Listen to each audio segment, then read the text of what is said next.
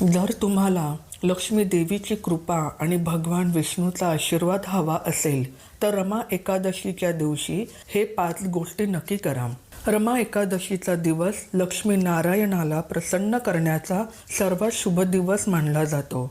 यावर्षी रमा एकादशी शुक्रवार 17 ऑक्टोबर 2025 रोजी आहे.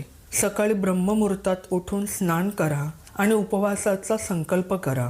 पूजेदरम्यान भगवान विष्णूला पिवळा प्रसाद अर्पण करा, कारण पिवळा रंग श्रीहरीला अतिशय प्रिय आहे. पिंपळाच्या झाडाखाली तुपाचा दिवा लावा आणि ओम नमो नारायणाय मंत्र जपा. भात, कांदा, लसूण आणि मांसाहार टाळा आणि पूजेसाठी 1 दिवस आधीच तुळशीची पाने तोडा. असे केल्याने लक्ष्मी देवीच्या कृपेने घरात आनंद, शांतता आणि समृद्धी येते. रमा एकादशी म्हणजे फक्त व्रत नाही, तर श्रीहरीच्या कृपेने आयुष्यात सुख आणि समृद्धी मिळवण्याची संधी आहे. जर तुम्हाला या दिवशी करायचे पूर्ण विधी आणि शुभमुहूर्त जाणून घ्यायचे असतील तर आमचा रमा एकादशीचा फुल व्हिडिओ नक्की पहा. धन्यवाद.